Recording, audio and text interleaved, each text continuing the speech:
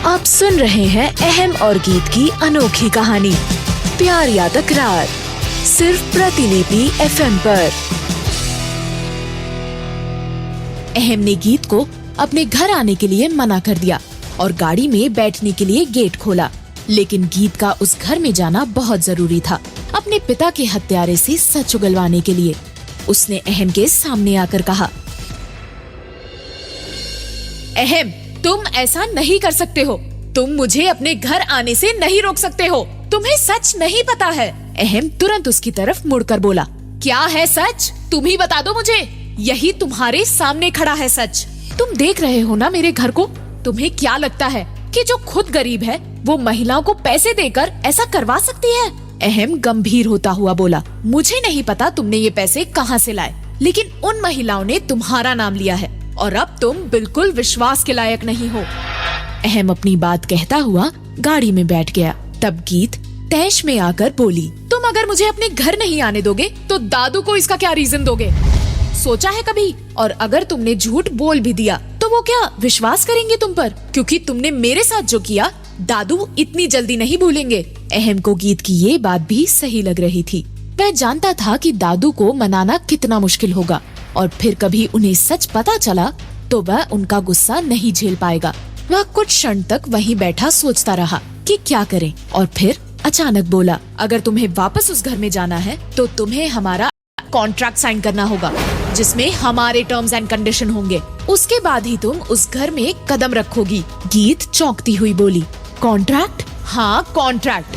मैं ऐसे ही बिजनेस करता हूँ। जब किसी पर भरोसा नहीं हो तो उसके साथ एक कॉन्ट्रैक्ट साइन किया जाता है ताकि उसकी लायबिलिटी बनी रहे। मजबूरन तुम्हारे साथ भी ऐसा ही करना होगा। अगर तुम्हें मंजूर हो तो ठीक, नहीं तो तुम जा सकती हो। इसके लिए मैं दादू की नफरत और गुस्सा झेलने के लिए भी तैयार हूँ। गीत के पास अब कोई भी जवाब नहीं था। अहम हंसता हुआ बोला, पता था मुझे। अगर तुम इतनी ही सच्ची होती तो तुम्हें कोई दिक्कत नहीं होनी चाहिए थी कॉन्ट्रैक्ट साइन करने में। इतना कहते हुए उसने गाड़ी स्टार्ट की और वह वहाँ से जाने ही वाला था कि गीत बोली, रुको, मैं तैयार हूँ। मैं कॉन्ट्रैक्ट पर साइन करने के लिए तैयार हूँ। लाओ कॉन्ट्रैक्ट। अब चौंकने की बारी अहम की थी। उसे विश्वास नहीं था कि गीत इस बात के लिए तैयार हो जाएगी। वह मन ही मन सोचने लगा, ये लड़की ऐसा कैसे कर सकती है? अगर सच में इसने महिलाओं को नहीं भड़काया है तो फिर किसने किया ऐसा? या फिर कहीं इसके मेरे घर में आने का कोई बड़ा मकसद तो नहीं है? वहीं अहम को सोच में डूबा देख गीत बोली, क्या हुआ मिस्टर अहम कपूर? अब तुम क्यों शॉक्ड हो? अहम बोला, तुम्हें तुम्हारा कॉन्ट्रैक्ट घर पर मिल जाएगा। वह उस बस्ती से बाहर निकल गया। गीत भी अपने घर जाने को मुड़ी। उसके जाते ही दीवार के पीछे छुपी हुई एक लड़की बाहर निकली और गीत की तरफ देखती हुई अपने चेहरे पर कुटिल मुस्कान लाकर बोली, ये तो सिर्फ शुरुआत है गीत, आगे देखती जाओ लीना से पंगा लेना कितना बुरा होने वाला है। मैं अगर तुम्हारे सपने में नहीं आने लगी ना गीत, तो मेरा नाम भी लीना नहीं। वह भी मुस्कुराती हुई बस्ती से बाहर निकल गई। इधर अहम ने ध्रुव को कॉल किया और बोला, सुनो, पुलिस कमिश्नर को कहकर उन औरतों का एक स्टेटमेंट रिकॉर्ड करवाओ और उसे सभी न्यूज चैनल के पास भेज दो। और हाँ, उस स्टेटमेंट से गीत का नाम हटा देना। ध्रुव हैरान होता हुआ बोला, गीत का नाम हटाना क्यों है? उसी ने तो करवाया है ये सब। अहम झल्लाते हुए बोला, मैंने कहा ना, इसीलिए। ध्रुव मजाक करता हुआ बोला, ओहो, गीत के नाम पर अब चिढ़ भी होने लगी है। कहीं बिजनेस के साथ साथ लव चैप्टर तो नहीं शुरू कर दिया ना? करता रहे तू बकवास। ये कहते हुए अहम ने कॉल कट कर दिया और वह अपने ऑफिस के लिए निकल गया। दिन भी जल्दी बीता। शाम होते होते अहम के पास गीत का साइन किया हुआ कॉन्ट्रैक्ट पहुंच गया। भले ही कॉन्ट्रैक्ट उसने ही साइन करवाया था, लेकिन उसे देखने के बाद उसे अनकंफर्टेबल फील होने लगा था। उसे अंदर ही अंदर बेचैनी सी महसूस हो रही थी, जैसे उसने फिर से कुछ गलत कर दिया हो। वहाँ उसका दम घुटने लगा था। वह तुरंत ऑफिस से निकला और समंदर के किनारे उसी जगह पर पहुंचा जहां उसे सुकून मिलता था। वह एक पत्थर पर बैठ गया और मन को शांत करने के लिए समंदर की आती जाती लहरों को देखने लगा। लेकिन लहरों की तरह उसका मन और भी अशांत होता जा रहा था। वह कभी कॉन्ट्रैक्ट वाली बात सोच रहा था तो कभी फेयरनेस क्रीम वाली बात। उसने अपने मन को समझा तो दिया था कि गीत ने ही महिलाओं को भड़काया है, लेकिन असल में उसका मन मानने को तैयार नहीं था। वह बेचैनी से इधर उधर देख रहा था कि तभी उसकी नजर गीत पर पड़ी, जो कुछ ही दूर पर एक चट्टान पर बैठी थी और समंदर को ही निहार रही थी। दोनों के बीच अभी कुछ चट्टानों का फासला था। अहम हैरानी से गीत की तरफ देखता हुआ बोला, ये यहाँ क्या कर रही है? कहीं ये मेरा पीछा तो नहीं कर रही है? नहीं नहीं, ये ऐसा क्यों करेगी?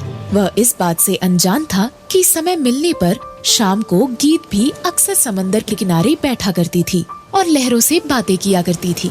वह एकटक उसकी तरफ देखने लगा। उसके चेहरे पर एक अनजाना सा दर्द झलक रहा था, जिसे अहम ने पहले कभी गौर से नहीं देखा। वह खुद में सोचता हुआ बोला, अगर ये लड़की हमेशा गलत करती है तो फिर इसका चेहरा इतना सच कैसे दिख सकता है? इसकी आंखों में झूठ क्यों नहीं दिखता? फिर वह लहरों की तरफ देखता हुआ बोला, मैं अक्सर तुम्हारे पास आता हूँ। क्या लगता है तुम्हें, मैंने इस लड़की से कॉन्ट्रैक्ट साइन करवाकर सही किया या गलत?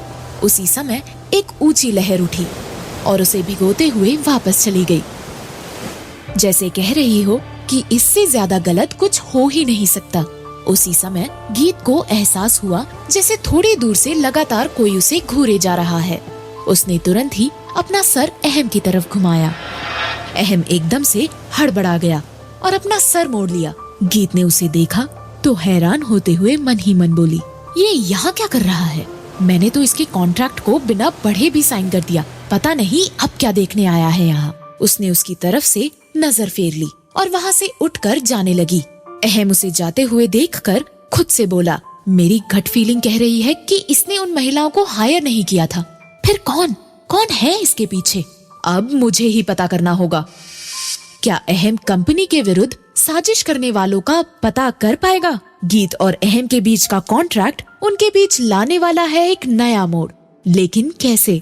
जानने के लिए सुनिए प्यार या तकरार, सिर्फ प्रतिलिपि FM पर।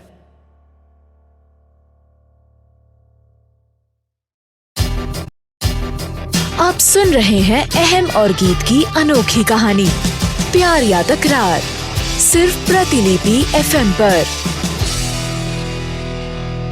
सुबह के करीब 11 बज रहे होंगे। गीत ने कपूर मैंशन पहुंचते ही डोरबेल बजाई। डॉली के दरवाजा खोलते ही गीत अंदर प्रवेश कर गई और फर्स्ट फ्लोर की तरफ बढ़ी। तभी डॉली ने पीछे से आवाज लगाई, रुकिए दीदी। डॉली की आवाज सुनकर गीत रुक गई और उसकी तरफ देखती हुई बोली, हाँ बोलो, क्या हुआ? डॉली ने एक रजिस्टर दिखाते हुए कहा, दीदी आपको यहाँ साइन करना होगा। गीत चौंकती हुई बोली, कैसा साइन? मैंने तो कल कॉन्ट्रैक्ट पर साइन कर दिया था। दीदी आपने कॉन्ट्रैक्ट नहीं पढ़ा था? नहीं, क्यों? दीदी साहब जी ने कहा है कि जब गीत आए या कहीं जाए तो उनसे साइन करवा लेना टाइम और डेट के साथ, ताकि वो इसका हिसाब रख सके। उन्होंने ऐसा कॉन्ट्रैक्ट में लिखा था। गीत मुस्कुराती हुई डॉली के पास आई और बोली, और क्या क्या कहा है तुम्हारे साहब ने? डॉली बोली, साहब ने कहा है कि आपको इस घर से बाहर जाने की अनुमति सिर्फ 2 घंटों की ही है। अगर आपको उससे ज्यादा समय चाहिए तो साहब से अनुमति लेनी होगी। आप जब बाहर जाएंगी तो आपको इस रजिस्टर में लिखना होगा कि आप बाहर कहाँ जा रही हैं और क्यों जा रही हैं। गीत रजिस्टर देखती हुई बोली, और कुछ या इतना ही कहा है तुम्हारे साहब जी ने? उन्होंने कहा है कि अब आप घर पर नहीं रह सकती, आप दिन रात अब यही रहेंगी और दादू की सेवा करेंगी। आपको अगर किसी चीज की जरूरत हो तो साहब जी से कहेंगी। गीत गुस्से में डॉली से घूरते हुए बोली, तुम्हारे साहब जी मेरे मालिक नहीं है कि मुझे यहाँ रोक लें। मैं नौकर नहीं हूँ उनकी। डॉली बोली, सॉरी दीदी, साहब ने कहा था कि आप ऐसा ही बोलेंगी, इसीलिए आपको ये बता दूं कि ये सारी बातें कॉन्ट्रैक्ट में लिखी थी और आपने साइन किया था। अब अगर आप कॉन्ट्रैक्ट के नियमों को तोड़ती हैं तो वो आपको कॉन्ट्रैक्ट तोड़ने और कंपनी के खिलाफ साजिश रचने के लिए पुलिस के हवाले भी कर सकते हैं। साथ ही ये भी कहा है कि अगर आप फिर भी नहीं मानी तो बस्ती को हटाने का आदेश दे देंगे। गीत गुस्से में बोली, अच्छा ऐसी बातें हैं तो तुम्हारे साहब डायरेक्ट मुझसे आकर क्यों नहीं कहते? डॉली बोली, सॉरी दीदी, मुझे कुछ नहीं पता, आप बस यहाँ साइन कर दीजिए। गीत ने रजिस्टर पर चुपचाप साइन कर दिया और फर्स्ट फ्लोर पर चली गई। वो दादू के कमरे में पहुँची तो देखा दादू वहाँ बैठे टीवी देख रहे थे। दादू गीत को वहाँ देखते ही बोले, क्या हुआ गीत बेटा, नाराज लग रही हो? गीत सोफे पर बैठती हुई बोली, कुछ नहीं दादू, बस कुछ पितृ सत्ता सोच रखने वाले लोगों के बारे में पढ़ रही थी। यही तो दुर्भाग्य है इस देश का बेटा। पितृ सत्ता सोच सिर्फ पुरुषों तक सीमित होती तो आश्चर्य नहीं होता, लेकिन महिलाएं भी पितृ सत्ता सोच को बढ़ावा दे रही हैं। अगर सिर्फ महिलाएं इसका विरोध करना शुरू कर दें, तो पुरुषों के भी बीच ये सोच अपने आप मर जाएगी। वैसे तुम किसके बारे में पढ़ रही हो? है एक बड़ा आदमी दादू, उसका आर्टिकल पढ़कर ऐसा लग रहा है जैसे वो आज भी महिलाओं को घर के कमरे में बंद रखना चाहता है, अपनी मर्जी की चीजें थोपना चाहता है, और वो महिला भी विवश है। करे तो क्या करे, क्योंकि वो भी लाचार है। दादू ने रिमोट से टीवी को म्यूट किया और समझाते हुए बोले, महिलाएं कभी लाचार नहीं होती हैं बेटा, बस लाचारी की चादर ओढ़ लेती हैं। लेकिन अगर तुम चाहो तो उस लाचारी की चादर को समेटकर किसी के गले का फंदा बना सकती हो। ये सिर्फ अपने अपने नजरिए की बात है। जो जितना दूर देख पाएगा वो उतना ही इस जिंदगी में आगे जा पाएगा। दादू की इस बात ने गीत के ऊपर जैसे जादू सा कर दिया। वो मन ही मन बोली, दादू का ये सुझाव अच्छा है। अब मैं अहम को बताती हूँ कि गीत कौन सी बला है। उसे नहीं पता कि शेरनी पिंजरे में होकर भी आजाद होती है। उसके चेहरे पर रौनक लौट आई थी। वहीं दूसरी तरफ अहम ऑफिस में बैठा परेशान था।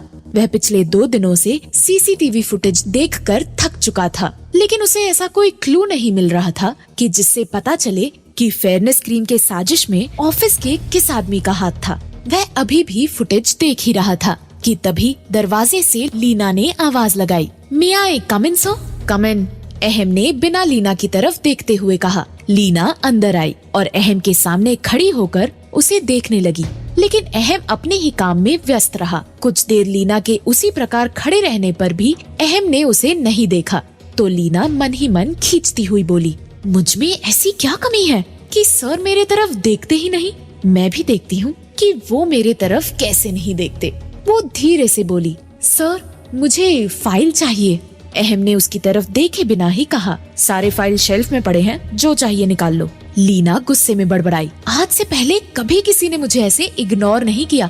मैं भी जब तक सर की नजरें उठा नहीं देती यहाँ से नहीं जाऊंगी। उसने उस कैबिन में इधर उधर नजर डाली, तभी उसकी नजर शेल्फ के सबसे ऊपरी हिस्से पर गई, जहाँ तक फाइल रखी थी, लेकिन उसका हाथ वहाँ पहुँच नहीं रहा था। वो खुश होती हुई बोली, अब तो सर को यहाँ आना ही पड़ेगा। उसने वहीं रखी एक टेबल ली और उसे खिसकाते हुए शेल्फ के पास ले गई, ताकि आवाज सुनकर अहम की नजर डिस्ट्रैक्ट हो। हुआ भी ऐसा ही। अहम ने उसे टेबल पर चढ़ते हुए देखा, लेकिन लीना से टेबल का बैलेंस नहीं बन पा रहा था। अहम को मजबूरन अपनी कुर्सी से उठकर वहाँ आना पड़ा। लीना ने तिरछी नजरों से अहम को वहाँ आते हुए देखा, तो जानबूझकर उसने अपना पैर किनारे रखा। वह टेबल से फिसली और अहम ने उसे अपनी बाहों में थाम लिया। लीना भी यही चाहती थी। उसने अहम को इतने करीब से देखकर अपनी नजरें नीचे कर ली, लेकिन अब भी अहम ने उस पर ज्यादा ध्यान नहीं दिया। उसी समय अहम का मोबाइल बज उठा। एक हाथ से उसने अपना मोबाइल पॉकेट से निकाला और कॉल रिसीव करते हुए कहा, कौन? मैं गीत बोल रही हूँ। गीत का नाम सुनते ही अहम ने दूसरा हाथ लीना की कमर से हटा लिया। लीना धड़ाम से फर्श पर गिर पड़ी। उसके मुंह से आह निकल पड़ी और गीत ने फोन पर सुना तो मन ही मन बोली, ये लड़का नहीं सुधरने वाला, पता नहीं क्या क्या करता रहता है। वहीं अहम बिना लीना पर ध्यान दिए अपनी कुर्सी पर जाकर बैठ गया और बोला, हाँ गीत, तुम्हें तो डॉली ने सारे रूल समझा दिए ना? गीत तंज कसते हुए बोली, हाँ बहुत अच्छे से, और मैं अब उसे इम्प्लीमेंट भी करने लगी हूँ। मैंने ये पूछने के लिए कॉल किया था कि दादू की दवाई कहाँ रखी है। दादू की दवाई 2nd फ्लोर मेरे रूम में रखी है। उसी समय ध्रुव ने अहम की कैबिन में एंटर किया और कहा, अहम, उन चारों महिलाओं ने कबूल कर लिया है यार कि गीत ने उन्हें पैसे नहीं दिए थे, बल्कि कोई और महिला थी जिसने पैसे देकर उन्हें गीत का नाम बोलने के लिए कहा था। अहम बोला, पता था मुझे, गीत ऐसा कर ही नहीं सकती। मेरा संदेह सच साबित हुआ। ध्रुव बोला, हाँ लेकिन पुलिस उनसे और पूछताछ कर रही है और जल्द ही उस औरत का भी नाम पता चल जाएगा। अहम मुस्कुराते हुए बोला, बहुत अच्छा। गीत कॉल पर ही थी। उसने जब अहम के मुंह से अपने लिए ऐसी बातें सुनी तो उसे भी बहुत आश्चर्य हुआ। उसे विश्वास नहीं हो रहा था कि अहम उसके बारे में इतना अच्छा भी सोचता है, लेकिन लीना के लिए ये खतरे की घंटी थी। उसे ये बात सताने लगी कि कहीं अगर सच्ची बात अहम तक पहुंची तो बहुत खतरनाक होगा। लीना अहम को सच तक पहुंचने से कैसे रोकेगी? क्या अहम के मुंह से अपनी तारीफ सुनकर गीत का नजरिया बदलने वाला है? सभी सवालों के जवाब जानने के लिए सुनिए प्यार या तकरार, सिर्फ प्रतिलिपि FM पर।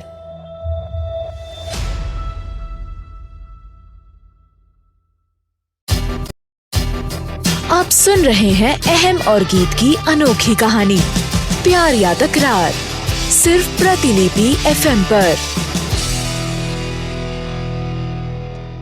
गीत कॉल पर ही थी जब उसने अहम के मुंह से अपने लिए ऐसी बातें सुनी। उसे बहुत आश्चर्य हुआ। वह विश्वास नहीं कर पा रही थी कि अहम उसके बारे में इतना अच्छा सोचता है। वह आश्चर्य करती हुई खुद से बोली, एक तरफ अहम मेरे सामने हमेशा मुझे नीचा दिखाने पर तुला रहता है, तो दूसरी तरफ पीठ पीछे मुझे इनोसेंट साबित करने में लगा हुआ है। आखिर वो करना क्या चाह रहा है? वो सच में इतना अच्छा है क्या? उसे अगर मेरी फिक्र है तो वो मेरे साथ हमेशा खराब बिहेव क्यों करता है? कहीं वो मेरे सामने खुद को स्ट्रॉन्ग दिखाने के लिए ऐसा तो नहीं करता? वह खुद से ही प्रश्न कर रही थी, जिसका उसके पास भी कोई जवाब नहीं था। आज तक उसने अहम के सिर्फ इस हार्ड साइड को ही देखा था, एरोगेंट, मतलबी और लड़कियों से नफरत करने वाला। लेकिन आज उसके सॉफ्ट साइड को देखकर गीत अहम के बारे में दोबारा सोचने पर मजबूर हो गई थी। वह दादू की बात याद करती हुई बोली, दादू ने मुझसे कहा था कि अहम को लड़कियों से नफरत है, लेकिन मैंने उसे ज्यादातर लड़कियों से चिपके हुए ही देखा है। ये कैसी नफरत है? या तो मुझे गलत फहमी हुई है या फिर सच कुछ और है। वह अहम के बारे में सोच ही रही थी कि तभी दादू बोले, क्या हुआ? अहम ने क्या कहा? उसने दवाई कहाँ रखी है? गीत मोबाइल साइड में रखते हुए बोली, अहम ने कहा कि आपकी दवाई 2nd फ्लोर पर उसके रूम में है, मैं अभी लेकर आती हूँ। दादू ने सिर हिला दिया और गीत अहम के कमरे की तरफ बढ़ी। दूसरी तरफ ध्रुव के मुंह से महिलाओं के स्टेटमेंट रिकॉर्ड करने की बात सुन लीना डर गई। ये उसके लिए खतरे की घंटी थी। उसे डर सताने लगा कि कहीं सच अहम तक पहुंचा तो बहुत खतरनाक होगा। वह खुद से बोली, नहीं, ऐसा नहीं होगा। वो कभी नहीं बता पाएंगे कि उन्होंने किस औरत को देखा। मुझे उन महिलाओं का कोई उपाय करना ही होगा। वह तुरंत ही उठी और धीरे से एक्सक्यूज मी बोलकर कैबिन से निकल गई। उसके जाते ही ध्रुव अहम से बोला, अहम, अब एक बुरी खबर है। अहम ने हैरानी भरी नजरों से उसकी तरफ देखते हुए कहा, नहीं, अब ये मत कहना कि ये खबर भी फेयरनेस क्रीम से जुड़ी हुई है। ध्रुव धीमी आवाज में बोला, उसी से जुड़ी खबर है। इन रूमर्स के बाद हमारे सभी फेयरनेस क्रीम का स्टॉक जो बड़े डिस्ट्रीब्यूटर्स के पास था वो वापस गोडाउन में लौट चुका है। कोई भी डिस्ट्रीब्यूटर इसे बेचने को तैयार नहीं है। इसका प्रोडक्शन भी बंद करवाना पड़ेगा। टीवी पर उन महिलाओं के कबूलनामे की न्यूज दिखाने का भी कोई फायदा नहीं हुआ। ध्रुव ने सर हिलाते हुए कहा, कुछ भी नहीं, बल्कि मार्केट में जो फेयरनेस क्रीम है उसके सर्वे में हमारी डिमांड कम होती जा रही है। गोडाउन में पड़े माल की वैल्यू कितनी होगी? लगभग 100 करोड़। अहम एकदम गुस्से में खड़ा हुआ और बोला, तुम्हें पता है ना कितना होता है 100 करोड़? समझ रहे हो 100 करोड़ का घाटा कितना बड़ा है? देश भर में हमारे जितने सुपर मल्टी स्पेशलिटी हॉस्पिटल हैं, उसका सारा प्रॉफिट मैंने इस फेयरनेस क्रीम को खड़ा करने में झोंक दिया और साथ में कुछ इन्वेस्टर्स से पैसे भी लिए। सोचा कि इसके प्रॉफिट से टेलीकॉम कंपनी खड़ी करूंगा, लेकिन अब सारा पैसा डूबता नजर आ रहा है। तुम कर क्या रहे थे? बाहर के सभी कामों की जिम्मेदारी तुम्हारी है ना? सॉरी यार, ये न्यूज मेरे पास लेट पहुंची। दरअसल मेरा सोर्स कल ही। अहम उसको टोकते हुए बोला, मुझे सफाई नहीं चाहिए। अब नुकसान हो चुका है। अगर इस नुकसान की भरपाई का कोई सलूशन है तो दो, नहीं तो जाओ यहाँ से और मुझे अकेला छोड़ दो। ध्रुव अहम का गुस्सा और नहीं बढ़ाना चाहता था। वो चुपचाप उसके कैबिन से बाहर निकल गया और अहम आंख मूंदकर वापस कुर्सी पर बैठ गया। उसे उस नुकसान की भरपाई का कोई उपाय नहीं दिख रहा था। कुछ घंटों बाद वह चुपचाप अपने कैबिन से निकला और घर की तरफ चल दिया। दूसरी तरफ लीना ऑफिस से निकलकर एक आदमी से जाकर मिली और बोली, मैंने तुम्हें 4 महिलाओं के फोटो फॉरवर्ड कर दिए हैं। इनके साथ कुछ ऐसा करो कि ये मुझे ना पहचान पाए। सिर्फ इन्हें मारना नहीं है, नहीं तो मैं और भी बड़ी मुसीबत में फंस जाऊंगी। उस आदमी ने कहा, हो जाएगा मैडम, लेकिन मेरे पैसे। काम खत्म करो और कल यहीं मिलो, पैसे तुम्हें कैश में मिल जाएंगे। उसकी बात पर सहमत होकर वो आदमी अपने रास्ते चल दिया। तब लीना ने राहत की सांस ली और खुद से बोला, अब अहम कभी मुझ तक नहीं पहुंच पाएगा। और गीत, अब तुम देखती जाओ कैसे मैं अहम की नजरों में तुम्हें सुपर विलेन बनाती हूँ। खेल जारी है। ये सोचते हुए उसके चेहरे पर एक कुटिल मुस्कान थी। वह अपने रास्ते निकल गई। वहीं गीत दादू की दवाई लेने अहम के कमरे में पहुंची और उसे वह कमरा देखकर बहुत आश्चर्य हुआ। वह एक साधारण सा कमरा था, बाकी कमरों की तरह लग्जूरियस नहीं था। वहाँ बैठने के लिए एक कुर्सी और सोने के लिए एक साधारण सा बिस्तर लगा हुआ था। साथ ही एक छोटी सी शेल्फ थी और कुछ भी नहीं। यह देखकर गीत और भी अचंभित हुई। वह आश्चर्य करती हुई बोली, इतनी बड़ी कंपनी का मालिक और ऐसा साधारण कमरा। लगता है दादू सच कह रहे थे कि अहम को दिखावा पसंद नहीं है। सच में वो इतना अच्छा इंसान है क्या? वह अहम की इस सादगी से प्रभावित हो गई थी। वह गौर से उस कमरे और उसकी दीवारें देख रही थी। उसे वहाँ कुछ खाली खाली सा महसूस हो रहा था, जैसे उसने बचपन से हमेशा अपने जीवन में महसूस किया था। वह खुद से बोली, सादगी से जीने वाले लोग भी अपने कमरे में कम से कम माता पिता की फोटो लगाते हैं, लेकिन यहाँ इस घर में उसके पेरेंट्स की फोटो ही नहीं दिखती। कहीं अहम अनाथ तो नहीं है? दादू ने भी कभी उनके बारे में जिक्र नहीं किया।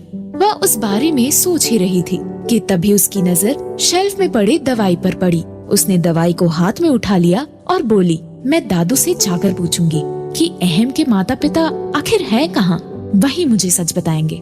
वह उस कमरे से निकलने को ही थी कि तभी उसे ऐसे लगा जिसे वह किसी चीज को इग्नोर करके वहाँ से जा रही है। उसने वापस उस तरफ देखा जहाँ से उसने दादू की दवाई उठाई थी। उसने देखा कि वहाँ पर एक फाइल पड़ी हुई थी। उसने अनजाने में ही उस फाइल को अपने हाथ में ले लिया।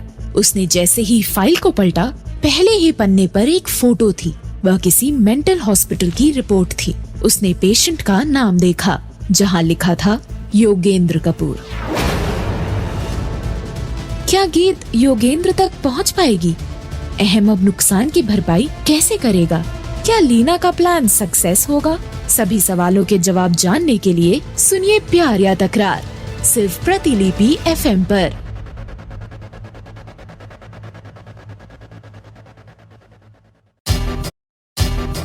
आप सुन रहे हैं अहम और गीत की अनोखी कहानी प्यार या तकरार, सिर्फ प्रतिलिपि FM पर। गीत ने अनजाने में ही फाइल को अपने हाथ में ले लिया। उसने जैसे ही फाइल को पलटा, पहले ही पन्ने पर एक फोटो थी और वह फाइल किसी मेंटल हॉस्पिटल की रिपोर्ट लग रही थी। उस पर पेशेंट का नाम लिखा था, योगेंद्र कपूर। योगेंद्र का नाम देखते ही गीत चौंकी। वह उस फाइल के आगे का पन्ना उलटती, उससे पहले ही डॉली की जोरदार आवाज उसके कानों में पड़ी। दीदी, कहाँ हैं आप? दीदी! डॉली की आवाज सुनते ही घबराहट में गीत के हाथ से वह फाइल छूटकर नीचे गिर गई। वह उस फाइल को उठाने के लिए झुकने लगी, लेकिन फिर से डॉली की आवाज आई, दीदी, दादू का खाना तैयार है, कहाँ हैं आप? उसकी आवाज अब और नजदीक आ रही थी। गीत ने फाइल को वहीं छोड़ दिया और वह अहम के कमरे से बाहर निकलती हुई बोली, हाँ मैं आई। वह कमरे से निकली ही थी कि डॉली उसके सामने आकर खड़ी हो गई। अहम के रूम से गीत को निकलते देख डॉली हैरान होकर बोली, दीदी, आप साहब के कमरे में क्या कर रही थी? वो किसी को यहाँ नहीं आने देते। अपने साहब से ही पूछ लेना कि उसने मुझे इस कमरे में जाने को क्यों कहा। अब रास्ते से हट जाओ, दादू को खाना देकर दवाई भी देनी है। जी दीदी। वह सामने से हट गई और गीत तुरंत दादू के कमरे में चली गई। वह दादू को दवाई खिलाने में मदद करने लगी, लेकिन उसका ध्यान बार बार उसी फाइल पर जाकर टिक रहा था। वह सोचती हुई खुद से बोली, वो योगेंद्र कपूर की मेंटल हॉस्पिटल की रिपोर्ट थी। इसका मतलब है कि जूली मासी सच कह रही थी कि वह पागल हो चुका है, लेकिन वो है कहाँ? सच में वो 3rd फ्लोर वाले कमरे में है या कहीं और? उसके लिए 3rd फ्लोर वाले कमरे को अंदर से देखना बहुत जरूरी था। ताकि वह कंफर्म कर सके कि योगेंद्र उसके घर में है भी या नहीं। वह घर के बाकी कमरों को देख चुकी थी, वहाँ और कोई भी नहीं था और अब उस कमरे के अंदर झांकने के लिए रात से बढ़िया समय और कोई नहीं था। वह मुस्कुराती हुई खुद से बोली, अहम ने अनजाने में ही सही, लेकिन मेरे कॉन्ट्रैक्ट में इसी घर में रहने वाली शर्तें डालकर मेरा काम और भी आसान कर दिया है। अब मैं रात को आराम से कमरे के अंदर झांक सकती हूँ, बस जल्दी से रात हो जाए। वह रात होने की प्रतीक्षा करते हुए अपने कमरे में चली गई, जो सेकंड फ्लोर पर अहम के कमरे के बगल में ही था। वहीं अहम भी शाम होने से पहले ही घर लौट चुका था। वह अपने कमरे में प्रवेश करने ही वाला था कि बगल के कमरे से गीत की ठहाकों की आवाज सुनाई पड़ी। गीत टीवी पर कॉमेडी शो देख रही थी, लेकिन अहम गुस्से में घर आया था और गीत का हंसना उसे बुरा लग गया। वह गुस्से में गीत के कमरे में पहुंचा और जोर से चिल्लाया, इतने जोर से क्यों हंस रही हो? अहम को गुस्से में देखते ही गीत ने हड़बड़ाहट में टीवी की आवाज म्यूट करनी चाहिए, लेकिन गलती से एक चैनल फॉरवर्ड होकर कोई बिजनेस चैनल लग गया। अहम ने टीवी की तरफ झांक कर देखा तो वहाँ उसकी company red rose beauty and product का मार्केट सर्वे चार्ट दिखाया जा रहा था, जिसमें गिरावट ही झलक रही थी। अहम को लगा जैसे गीत कंपनी की गिरावट को देख के ही हंस रही थी।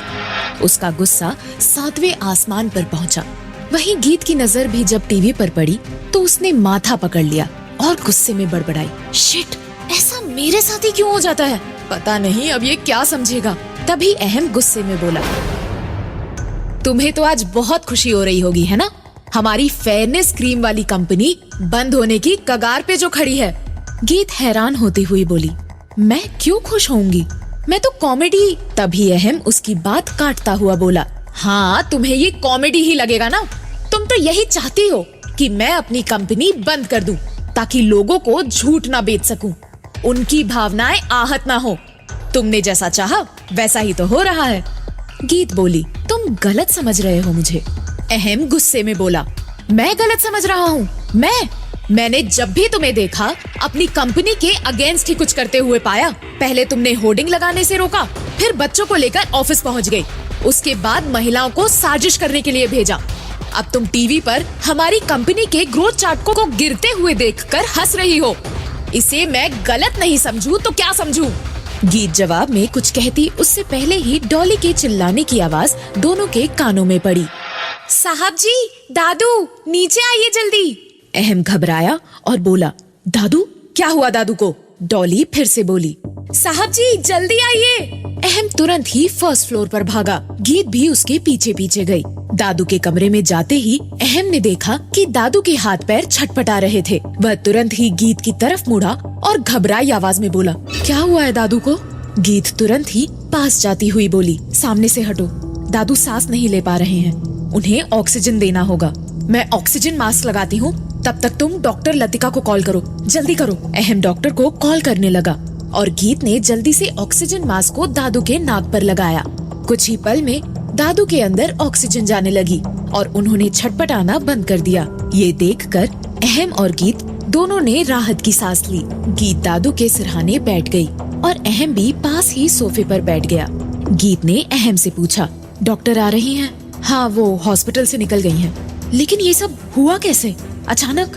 पता नहीं, अब डॉक्टर ही बता सकती हैं। अहम एकटक दादू की तरफ ही देख रहा था। उन्हें उस प्रकार छटपटाता देखकर पल भर के लिए वो टूट सा गया था। कुछ देर पहले तक जहाँ उसे गीत को देखकर गुस्सा आ रहा था, वहीं अब बस दादू के प्रति एक इमोशन उसकी आंखों में तैर रहा था। उसने गहरी सांस लेते हुए दर्द भरी आवाज में कहा, समझ नहीं आ रहा है कि हमारे आसपास क्या हो रहा है। दादू की तबीयत अचानक खराब हो जाती है, मेरी कंपनी अचानक डूबने वाली है, सब कुछ गलत हो रहा है मेरे आसपास। अहम को उदास देखकर गीत बोली, डोंट वरी, सब ठीक हो जाएगा। दादू को कुछ नहीं हुआ और तुम्हारी कंपनी भी वापस खड़ी होगी। अहम ने दर्द भरी मुस्कुराहट लिए हुए कहा, ये तुम कह रही हो? तुम चाहती थी ना कि कंपनी बंद हो और ऐसा हो रहा है। लेकिन इतना याद रखना गीत, ये बिजनेस है, मैं मार्केट में रहूं या ना रहूं, लेकिन फेयरनेस क्रीम बिकना बंद नहीं होगा। मेरी जगह 10 और कंपनियां खुल जाएंगी और वो जो वादा करेंगे वो सच हो इसकी गारंटी ना के बराबर होगी। अहम कह तो सच रहा था और गीत के पास इसका कोई जवाब नहीं था। उसने चुप रहना ही बेहतर समझा। तब अहम बोला, तुम जब पहली बार मेरे ऑफिस आई थी और तुमने मेरे प्रोडक्ट के बारे में लोगों की राय बताई थी और भला बुरा कहा था, तब मैंने इसे एक सुझाव की तरह लिया। मैं अपनी करोड़ों की कंपनी बंद नहीं कर सकता था, लेकिन मैंने प्रोडक्ट के पैकेट पर एक वैज्ञानिक चेतावनी लिखवाई, यह जानकर कि उसे पढ़ने के बाद हो सकता है लोग ना भी खरीदें और मैं घाटे में आ जाऊं। फिर भी लिखवाया, मैंने बोल्ड लेटर में लिखवाया था, हमारा प्रोडक्ट किसी भी प्रकार के डिस्क्रिमिनेशन को बढ़ावा नहीं देती है और ना ही हमारा उद्देश्य किसी भी भावना को ठेस पहुंचाना है। हमारा प्रोडक्ट डॉक्टरों द्वारा क्लिनिकली अप्रूव्ड है, लेकिन यह किसी की त्वचा को फेयर करने की गारंटी नहीं देता। ग्राहक सुविधा अनुसार चयन करे। इतना कहकर वो बोला, लेकिन तुम्हें क्या, तुम क्यों ध्यान दोगी ऐसी बातों पर? दोनों अभी बातें कर ही रहे थे कि डॉक्टर लतिका वहाँ आ पहुंची। उन्हें देखते ही अहम तुरंत खड़ा हुआ और बोला, डॉक्टर देखिए ना दादू को क्या हुआ है। डॉक्टर लतिका ने दादू की जांच करने के बाद कहा, डोंट वरी मिस्टर अहम, दादू का बीपी सडनली लो हो गया था, इसीलिए उन्हें सांस लेने में तकलीफ होने लगी थी। मैंने इंजेक्शन दे दिया है, जल्द ही ठीक हो जाएंगे। लेकिन उन्हें हुआ क्या था डॉक्टर? उन्हें एक इंजेक्शन गलत टाइम पर लगा दिया, उसकी वजह से ऐसा रिएक्शन हुआ। फिर वो गीत की तरफ देखती हुई बोली, गीत दोबारा ध्यान रखना इस बात का, प्रेस्क्रिप्शन पढ़ने के बाद ही इंजेक्शन लगाना। इतना कहकर वो वहाँ से चली गई, लेकिन अहम का गुस्से से सर फटा जा रहा था। वह गुस्से में गीत को घूरे जा रहा था। वहीं गीत ने जब अहम का गुस्से से तमतमाया हुआ चेहरा देखा तो वह डर गई। गीत की गलती के बाद अहम उसके साथ क्या करने वाला है? क्या गीत योगेंद्र का पता कर पाएगी? सभी सवालों के जवाब जानने के लिए सुनिए प्यार या तकरार, सिर्फ प्रतिलिपि FM पर।